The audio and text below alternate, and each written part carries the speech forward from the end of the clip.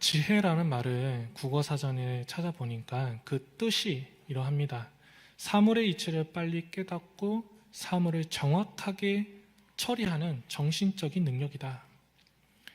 이 말의 의미처럼 지혜는요, 좋은 것이고요. 지혜는 우리의 삶을 유익하게 합니다.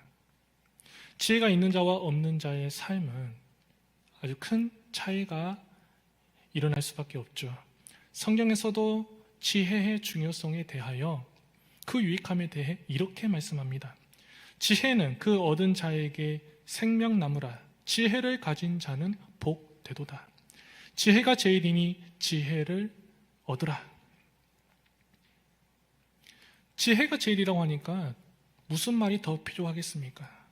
우리에게 필요한 것, 우리가 갖춰야 하는 것은 바로 지혜입니다. 그렇다면 무엇이 지혜입니까?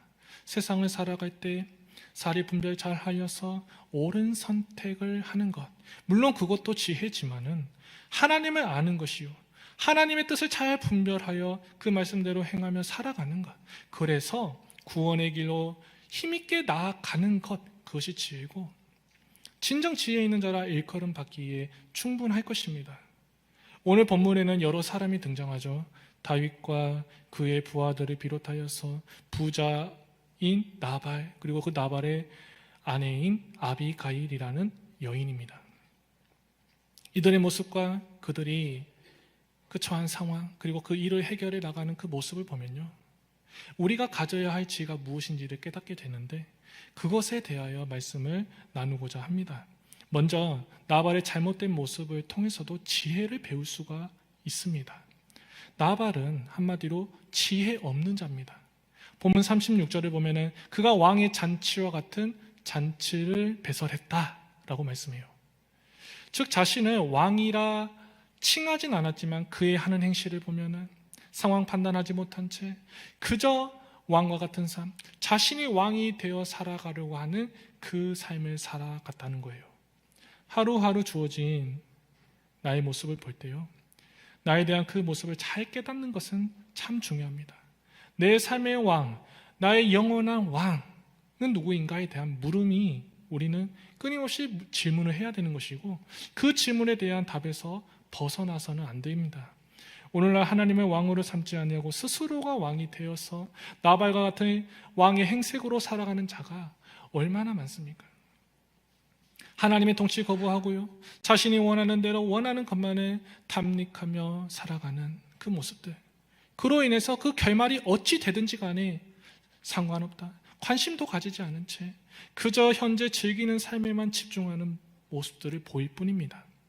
하나님을 왕으로 모시는 삶을 산다면요, 왕이신 하나님의 뜻이 무엇인지 그 합당한 삶을 살아가기 위해서 노력하고 그분의 뜻에 집중하는 삶으로 변화될 터인데, 내가 왕이기 때문에 내 뜻에 집중하는 삶을 살아가요. 오로지 탐욕과 내가 추구하고 즐기는 것들, 그것을 쫓아 살아가고 그것에 집중하는 어리석음을 가지고 있다는 거예요. 그것은 곧 죽음을 의미합니다.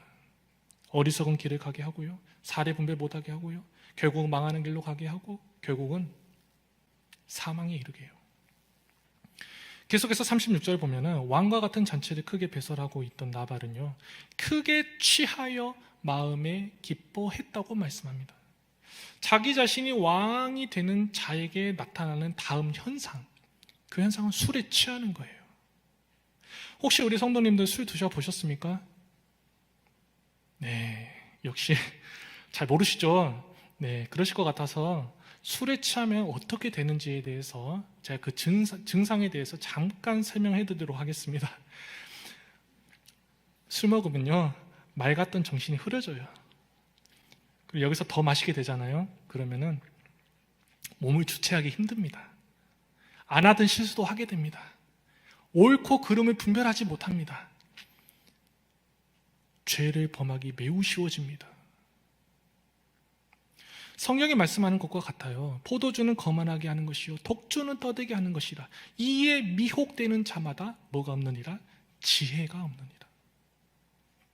술은 지혜를 멀리하게 된대요. 있던 지혜도 사라지게 만들어 버린대요. 나발은 자신이 왕과 같은 모습이 되어 술에 취해 분별하지 못하게 되고 말았어요. 본래 지혜가 있는 자도 아니었지만은 더더욱 지혜가 없는 자가 되었다는 것입니다. 이 부분에서 우리가 깨닫게 되는 건 왕으로 교만해져 있는 자, 나발의 그 모습처럼 교만에 취하게 돼버리고요. 그것이 그가 가지고 있는 그 눈을 가리게 만들고요. 정신을 몽롱하게 만들고요. 분별을 못하게 만들고요. 그래서 당장 듣고 돌이켜야 할 급박한 일이 있음에도 불구하고 무엇이 문제인지 몰라 취해 듣지 못해 잘못에 이르게 되고 만다는 거예요. 그 취함은 어둠으로, 파멸로, 죽음으로 이끕니다. 우리의 주변 보더라도 얼마나 많은 사람이 취해 있습니까? 누군가는 저의 이 박 목사 말을 듣고요, 저는 술 안 먹습니다, 저는 안 취했는데요, 이렇게 생각하실 수도 있을 것 같은데, 제가 말씀드리는 것은 하나님을 아는 지혜, 하나님의 말씀을 듣는 지혜, 하나님의 말씀을 옳게 보는 지혜가 없어서 하나님을 멀리하는 사람들이 많다는 거예요. 그들은 곧 술 취한 자라는, 취하여서 무엇이 옳은지 듣지도 않아요. 듣지도 못해. 분별하지 못해. 하루하루 사망의 길을 가까이 하고 있다는 거예요. 성경에서 굳이 술에 대해서 언급을 하고 그것을 멀리하라고 하는 이유가 있습니다. 사람을 취하게 만들고요, 하나님의 말씀과 반대의 길로 가게 만들어버려요. 죄와 사망의 길에 이르게 하는 지름길이 됩니다. 술 취함은요, 밤과 관계가 되어 있어요. 성경에서는 밤을 조심하라고 하고 그것을 경계하라고 말씀해요. 밤이 깊고 낮이 가까웠으니 그러므로 우리가 어둠의 일을 벗고 빛의 갑옷을 입자. 낮에와 같이 단정 행하고 방탕하거나 술 취하지 말며 음란하거나 호색하지 말며 다투거나 시기하지 말고 오직 주 예수 그리스도를 믿고 정욕을 위하여 육신의 일을 도모하지 말라고 말씀해요. 믿지 않는 자는 물론이고 믿는 자도 마찬가지예요. 잘 들어야 돼요. 취함은 물론이고 밤이 찾아오는 것은요, 믿는 자와 믿지 않는 자 가리지 않아요. 그것은 수시로 찾아와요. 그래서 에베소서 5장은 말씀합니다. 우리 함께 읽겠습니다. 에베소서 5장입니다. 시작. 그러므로 여러분은 어떻게 살아가야 할지를 살피십시오. 지혜롭지 못한 사람처럼 살지 말고 지혜롭게 살아야 합니다. 세월을 아끼십시오. 때가 악합니다. 그러므로 어리석은 자가 되지 말고 주님의 뜻이 무엇인지를 깨달으십시오. 술에 취하지 마십시오. 거기에는 방탕함이 따릅니다. 성령의 충만함을 받으십시오.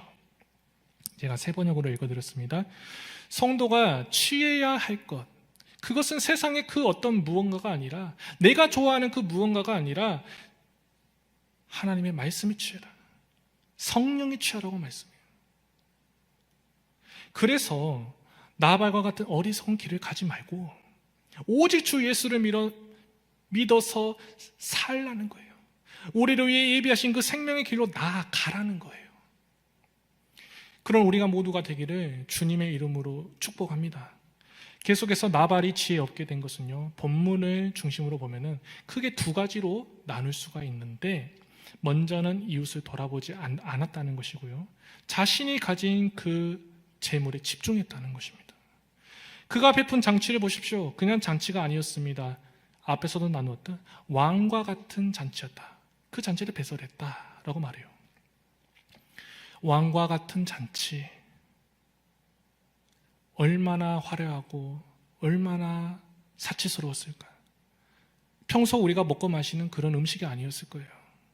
다채로웠을 것이고요, 값비쌌을 것이고 기름이 졌을 것입니다. 먹고 마시는 것에 부족함이 없을 거예요. 넘쳐 흘렀을 거예요. 하지만 나발의 행실을 보면은 굶주리고 있는 다윗과 그의 부하들에게 아무것도 베풀지 않았다고 25장 10절에서 11절은 말씀해요. 나발이 다윗의 사원들에게 대답하여 이르되 다윗은 누구며 이새의 아들은 누구냐? 요즘에 각기 주인에게서 억지로 떠나는 종이 많도다. 내가 어찌 내 떡과 물과 내 양털 깎는 자를 위하여 잡은 고기를 가져다가 어디서 왔는지도 알지 못하는 자에게 주겠느냐?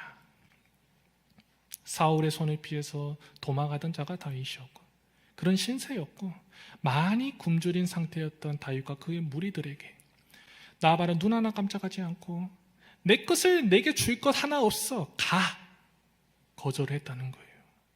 그랬던 그가 정작 본인에게는 왕과 같은 잔치를 배설하여서 취했고 기분이 좋았다.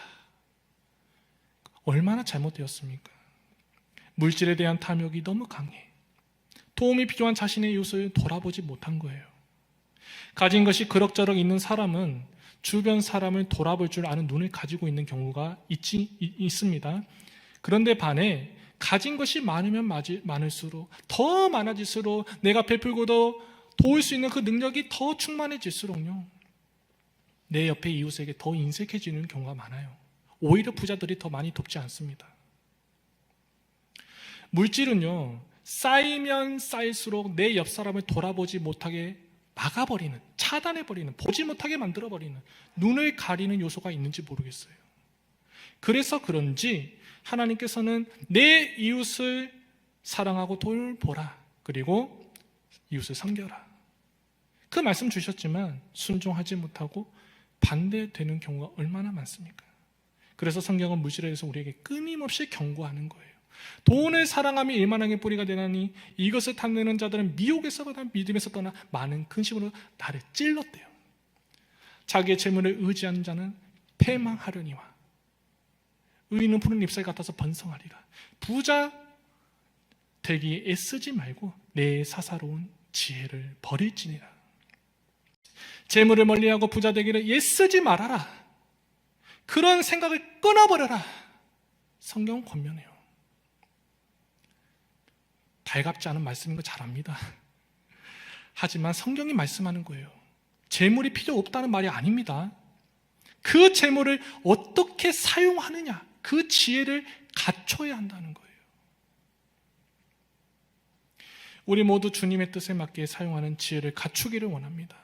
두 번째로 나발이 지혜 없게 된 것은요, 말로 인함이었어요. 앞에서 나누었듯 그는 은혜를 입고도 은혜를 잊어버렸어요. 다윗의 부하들에게 심히 모욕적인 말을 했어요. 너희들에게는 내가 아무것도 줄 것이 없어, 가. 모욕적이었습니다. 그 나발의 마지막을 생각하며 다윗이 뭐라 합니까? 본문 39절에서 말씀하죠. 다윗이 듣고 이르되 나발에게 당한 나의 모욕을 갚아주신 종으로 악한 일을 하지 않게 하신 하나님 여호와를 찬양할지니라. 나발이 죽게 된 이유, 그가 인색한 것도 있지만요, 먼저는요, 그의 이 입술, 이 혀의 잘못이었다는 거예요. 오늘 본문에도 성경은 혀에 대해서 많이 경고를 해요. 죽고 사는 것이 혀의 힘에 달렸나니 혀를 쓰기 좋아하는 자는 혀의 열매를 먹느리라. 혀는 곧 불이요 불의의 세계라.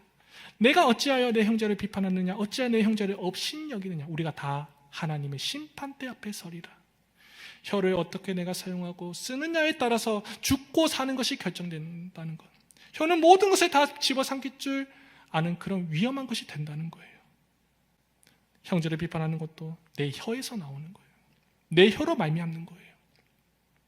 혀의 권세에서 나옵니다. 그것은 곧 하나님의 심판대 앞에서 우리가 심판받을 근거가 된다는 것입니다. 계속해서 37절이죠. 아침이 되어 나발이 술에서 깨어 있었을 때 그의 아내는 그동안에 있었던 일을 모두 그에게 말하였다. 그러자 그는 갑자기 심장이 멎고 몸이 돌처럼 굳어졌다. 아침을 맞이한 나발, 드디어 술에서 깼습니다. 무슨 말을 알아들을 수 있는 상태가 되었습니다.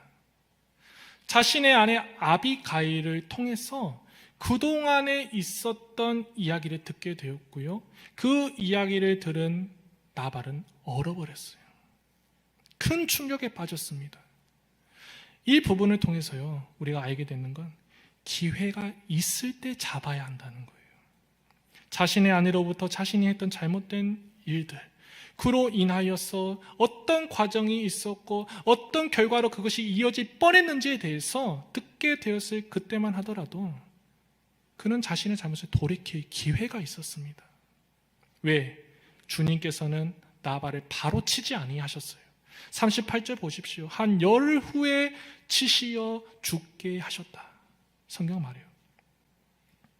더군다나 자신의 잘못을 깨닫고 돌이킬 수 있도록 그의 곁에는 누가 있었어요? 지혜로운 여인, 자신의 아내 아비가일이 있었습니다. 그녀의 전함을 듣고 통해 뉘우칠 수 있는 충분한 시간과 기회가 있었다는 것입니다. 하지만 그는 그 기회를 소중히 여기지 않았어요.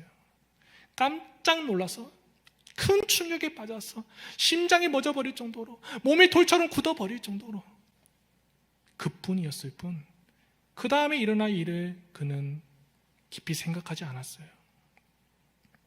주님께 자신의 잘못을 회개하지도 않았고 다윗과 그의 무리들에게 용서를 구하지도 않았습니다. 술에 취해서 진실을 알지 못했을 때에도, 술에서 깨어났을 때에도, 그래서 진실을 알게 되었을 때에도 변함없는 완고함, 그 완고함이 여전히 그의 눈을 가렸던 거예요. 그를 여전히 취하게 만들었던 거예요. 다가오고 있는 그 사망의 길에서 벗어나지 못하도록 그의 발목을 꽉 붙들었던 거예요. 이런 나발의 모습이요, 특히 우리 전도로 나갈 때요 많이 경험합니다. 복음을 전해도요 대부분의 사람은 복음 받아들이지 않습니다. 전도하기 너무 어렵습니다. 이렇게 말해요. 내일은 내가 알아서 할게요. 이미 알고 있어요. 신경 쓰지 말고 당신 할 일 하세요. 그 찰나의 시간에 복음 전해도 그들의 마음 너무 완고합니다. 인간은 영원히 살지 못합니다. 분명한 복음을 전해도 그것을 듣고도 경각심이 없어요. 곧 자신에게 다가올 위험, 영원한 사망을 깨닫지 못한 거예요. 왜? 취해 있기 때문에. 내일 일을 한치 앞도 알지 못하는 것이 바로 인간이라고 성경은 말씀해요. 그것을 알면서도 어찌 그리 어리석을 수 있냐는 거예요. 찾아온 기회를 거부하는 것입니다. 살 수 있는 기회를 거부한 거예요. 그저 세상의 향락에 취해서 내가 원하는 것에만 집중하는 길을 가고 싶다고 말을 하는 거예요. 술에 취한 나발과 다를 게 없습니다. 오늘날 우리 사회에서 문제가 많이 되었고, 그리고 지금도 문제가 되고 있는 것이 있습니다. 바로 안전불감증이에요. 안전불감증은 무슨 뜻인가요? 위험에 둔감해지거나 익숙해져서 위험하다는 생각이나 의식을 하지 못하는 것입니다. 마찬가지예요. 믿는 자나 믿지 않는 자나 누구에게나 찾아오는 것이 있어요. 영적 불감증이에요. 그것이 우리에게 찾아올 때 우리는요, 그 불면증에 잘 대처해야 합니다. 그리고 승리의 길로 우리는 나아갈 수 있는지에 대해서 잘 점검해야 돼요. 위험이 찾아왔을 때 그때서야 준비하면 늦어요. 항상 경각심을 가져라. 그 위험에서 벗어날 수 내가 있어. 그때에도 충분해. 그 교만 내려놓으라는 거예요. 성경 말씀 마음에 새기라는 거예요. 그래서 준비하라는 거예요. 만물의 마지막에 가까이 왔으니 그러므로 너희는 정신을 차리고 근신하여 기도하라. 정신 차리라는 거예요. 내가 정신을 차리고 있다는 그 생각도 버리라는 거예요. 깨어있으라는 거예요. 늘 깨어있기 위해 주님께 간구하라는 거예요. 늘 깨어 기도해라. 말씀과 기도를 충만해라. 하나님께서 선물해 주신 그 구원의 기회를 절대 잃어버리지 않도록, 곁길로 가지 않도록 지혜로운 자가 되라. 지혜를 갖춰라. 구원을 쟁취할 수 있는 그 지혜를 갖춰라. 우리 모두가 되기를 소망합니다. 다음으로 아비가일의 모습 보세요. 그녀는 빠른 판단, 분별의 지혜가 있었어요. 오늘 본문의 앞절을 보시면은 나발의 무례함으로 화가 난 다윗이 자신의 군사들과 칼을 차고 그 400명이 나발과 그의 무리들을 쓸어버리러 와요. 그 소식을 들은 아비가일 어떻게 합니까? 빠른 판단하죠. 그리고 분별하죠. 그들의 먹을 먹거리를 잘 챙겨서 전달합니다. 더군다나 다윗을 만났을 때 그 화를 누그러뜨릴 수 있도록 지혜롭게 말해요. 그로 인해서 1차 칼부림의 위기를 막을 수가 있었다는 것이죠. 더불어 오늘 본문을 보세요. 오늘 본문에서 또 지혜롭게 행동합니다. 36절에서 37절 말씀입니다. 아비가일은 다음날 아침이 밝을 때까지 큰 일이든 작은 일이든 나발에게 아무 말도 하지 않았다. 아침이 되어서 나발이 술에서 깨었을 때 그의 아내는 그동안에 있었던 모든 일을 그에게 말하였다. 이렇게 말해요. 상황이 급박했지만 그녀는 술에 취한 나발을 아침까지 기다렸다는 것이죠. 상황이 급하다고 해서 무작정으로 일을 해결하려고 하는 게 아니라 나발에게 그것을 전할 타이밍을 봤다는 거예요. 자신의 메시지가 가장 잘 전달될 타이밍을 기다렸다는 거예요. 우리도요, 옳은 말 해야 할 말을 기다려야 할 때가 있습니다. 그때 우리에게 필요한 건 분별한, 인내하는 것, 그리고 그것을 전달할 타이밍이에요. 그 말이 가장 잘 전달될 수 있게 하기 위해서요, 믿지 않는 사람에게 복음을 전하고 자식에게 옳은 행동을 가르치고 배우자를 비롯한 누군가에게 옳은 말을 권면하고 다 전해야 할 상황과 때가 있어요. 그것을 살펴본 후 지혜롭게 생각하며 상황에 맞게 우리는 일을 해야 한다는 거예요. 로이가요, 이제 몇몇 단어를 잘 말합니다. 엄마, 아빠, 심지어 언니. 깜짝 놀랐어요. 언니까지예요. 좀 있으면 이제 오빠 나옵니다. 네. 어찌나 큰 소리로 말하는지 몰라요. 사실 밖에 나오면은 조용합니다. 집에서는 엄청 크게 말해요. 장군감이요.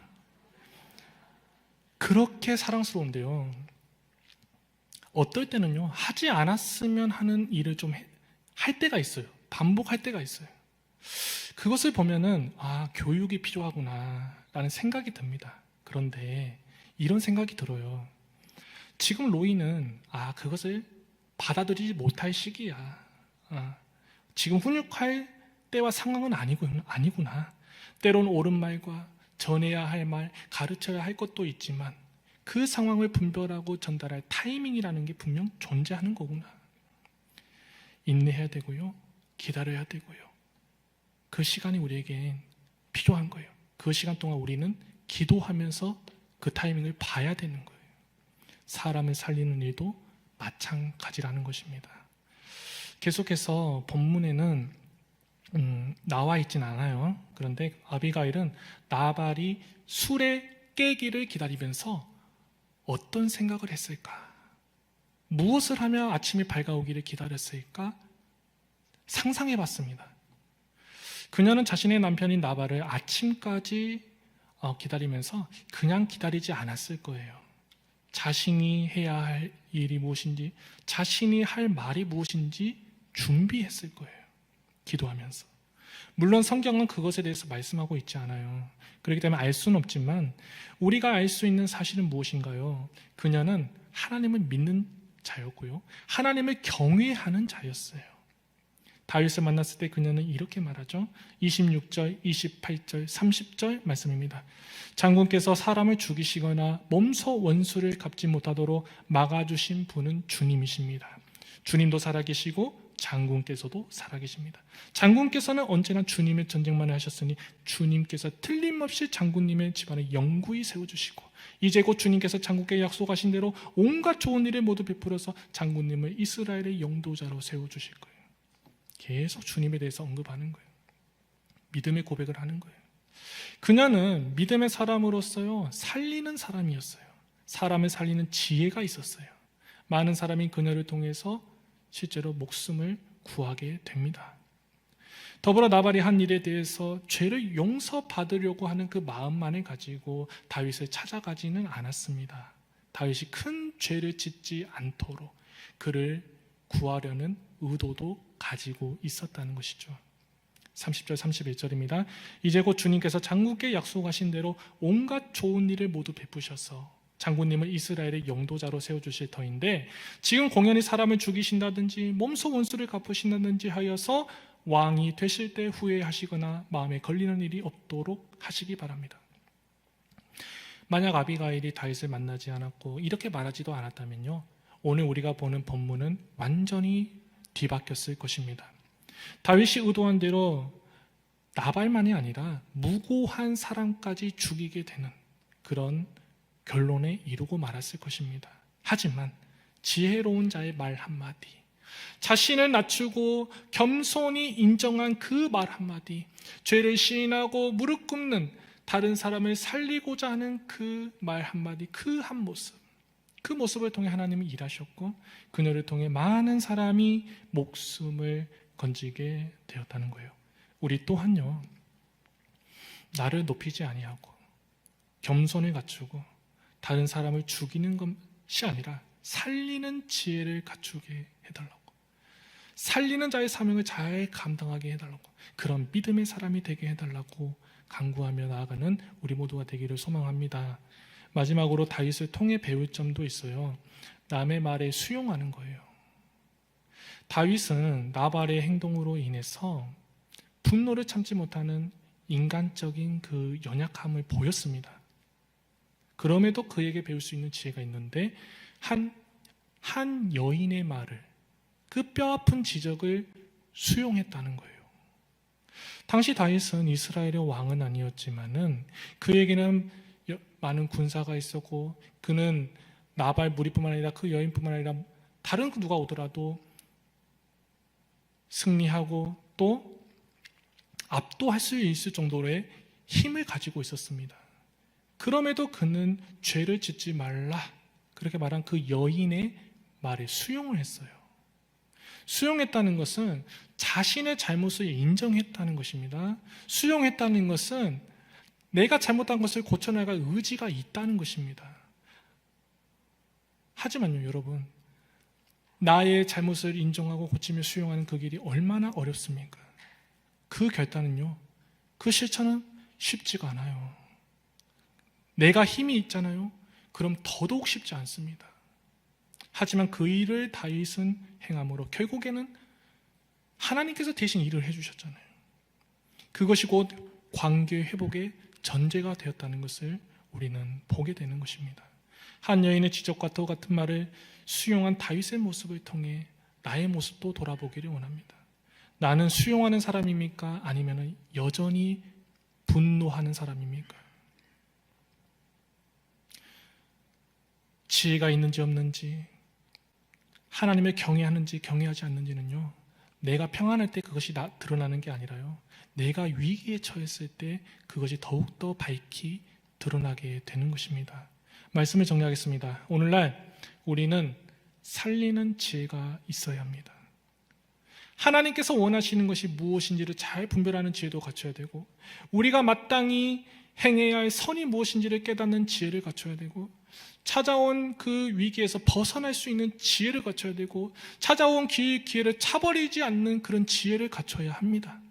더불어 나에게 어떤 말씀을 주시든 그 말씀을 잘 들을 수 있는 겸손함, 옳은 것과 옳지 못한 것을 판단할 수 있는 것, 그것이 하나님으로부터 온 것인가, 이것이 하나님으로부터 오지 않은 것인가 잘 분별하는 능력, 잘못된 것이 있다면 그것을 내가 수용할 수 있는 그 믿음도 필요하고 하나님께 맡기는 그 모습도 필요해요. 옳은 것을 행할 줄 아는 결단력이 우리에게 필요합니다.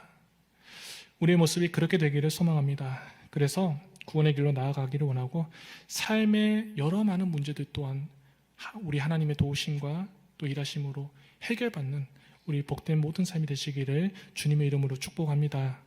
기도하겠습니다. 이 시간 우리 함께 기도하기를 원합니다. 세상을 살아가는 지혜뿐만이 아니라 하나님을 아는 지혜를 갖추고 그 지혜를 잃어버리지 않게 하소서. 말과 행동으로 이웃에게 해를 끼쳤다면 이제 그것을 멈추게 하시고 이웃에게 선을 행하며 사람을 살리는 그 일에 우리가 집중하게 해달라고 우리 주님의 이름 한번 부르면서 기도하겠습니다. 주님.